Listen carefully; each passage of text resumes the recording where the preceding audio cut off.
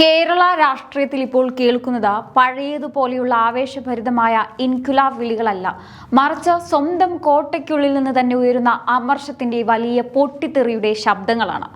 അച്ചടക്കത്തിന്റെ കാര്യത്തിലും കേഡർ സംവിധാനത്തിന്റെ കാര്യത്തിലും ലോക പ്രശസ്തമെന്ന് സ്വയം അവകാശപ്പെടുന്ന നമ്മുടെ സ്വന്തം CPM-ലാണ് ഇപ്പോൾ അത്ഭുതപൂർവമായ ആഭ്യന്തര കലഹങ്ങൾ അരങ്ങേറിക്കൊണ്ടിരിക്കുന്നത്.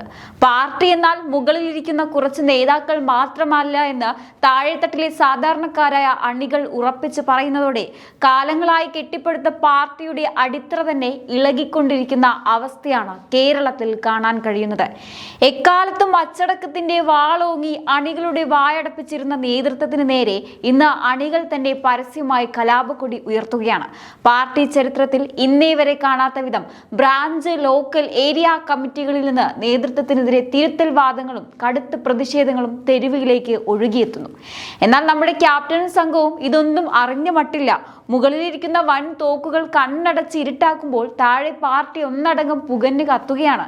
തിരഞ്ഞെടുപ്പ് തോൽവികളും ജനവിരുദ്ധ നയങ്ങളും പാർട്ടിയെ വലിയൊരു പ്രതിസന്ധിയിൽ എത്തിച്ചിട്ടും അണികളുടെ ചോദ്യങ്ങൾക്ക് മറുപടി നൽകാതെ നേതാക്കൾ ആഡംബരത്തിലും ധാർഷ്ട്യത്തിലും തുടരുകയാണ്. നേതാക്കൾ ഏറിലും പാർട്ടി കട്ടപ്പുറത്തുമായ ഈ സവിശേഷ സാഹചര്യത്തിൽ യഥാർത്ഥത്തിൽ എന്താണ് ഈ പാർട്ടിയിൽ സംഭവിക്കുന്നത്? നമുക്ക് ഓരോന്നായി പരിശോധിക്കാം. ആദ്യം തന്നെ നമുക്ക് കോട്ടയത്തെ ജനപ്രിയ നായകൻ എന്ന് പറയപ്പെടുന്ന VN വാസവനിലേക്ക് നോക്കാം. സഖാവ് വാസവൻ ഇപ്പോൾ ഏത് വാസവനാണെന്ന് അണികൾക്ക് പോലും സംശയമാണ്. സഹകരണ ബാങ്ക് വിവാദങ്ങളും സ്വന്തം തട്ടകത്തിലെ വോട്ട് ചോർച്ചയും കണ്ട് വാസവൻ നെറ്റി ചൊളിക്കുമ്പോൾ അണികൾ ചോദിക്കുന്നത് ഈ വോട്ട് എങ്ങോട്ടാണ് ചോർന്നു പോയത് എന്നാണ്. വാസവന്റെ നേതൃത്വത്തിൽ കോട്ടയത്ത് പാർട്ടി വളരുകയാണോ അതോ ഉള്ളതുകൂടി ഇല്ലാതാവുകയാണോ എന്ന് അണികൾ പരസ്യമായി ചോദിച്ചു തുടങ്ങി. തിരഞ്ഞെടുപ്പ് തോൽവികൾക്ക് ശേഷവും ഞങ്ങൾ പഠിക്കും, തിരുത്തുമെന്ന് സ്ഥിരം പല്ലവി പാടുന്നതല്ലാതെ ഒരു മാറ്റവുമില്ല. വാസവൻ ആകാശത്ത് നോക്കി ന്യായീകരണങ്ങൾ തപ്പിയെടുക്കുമ്പോൾ താഴെ അണികൾ കൂട്ടത്തോടെ പാർട്ടി വിടുന്ന അവസ്ഥയാണ്.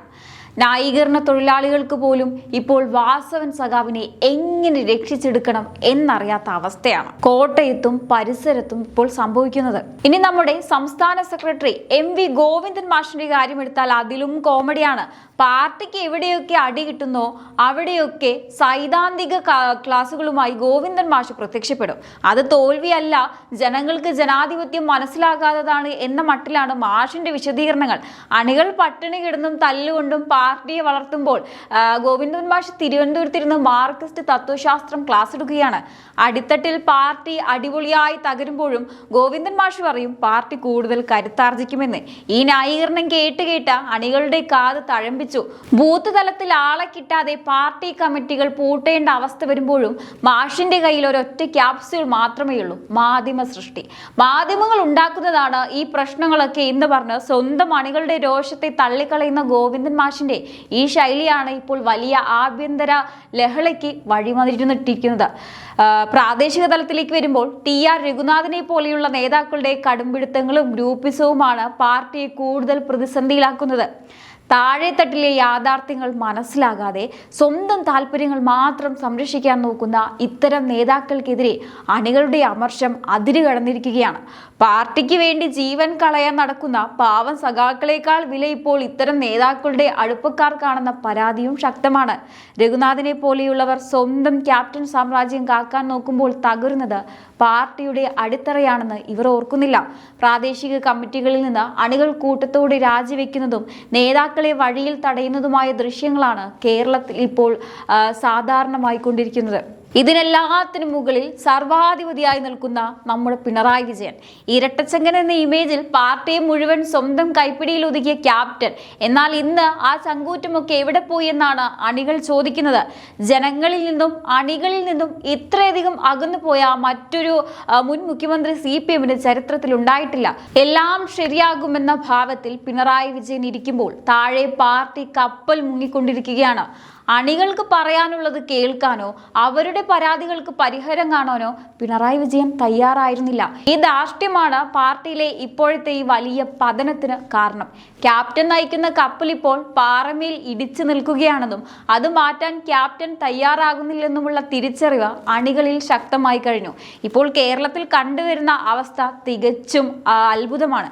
പണ്ടൊക്കെ പാർട്ടിക്കുള്ളിൽ എന്തെങ്കിലും പ്രശ്നമുണ്ടായാൽ അത് 4 ചുവരുകൾക്കുള്ളിൽ തീർക്കുമായിരുന്നു.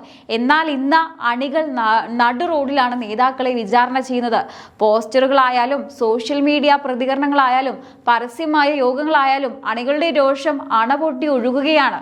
പിണറായി വിജയന്റെയും ഗോവിന്ദിന്റെയും വാസവന്റെയും ഒക്കെ ചിത്രങ്ങൾ വെച്ച അണികൾ തന്നെ തിരുത്തൽ വാദവുമായി രംഗത്തിറങ്ങുന്നു. ഇത് വെറുമൊരു സാധാരണ പ്രതിഷേധമല്ല, മറിച്ച് പാർട്ടിയുടെ നയങ്ങളോടും നേതാക്കളുടെ ആഡംബര ജീവിതത്തോടുമുള്ള കടുത്ത അമർഷമാണ്.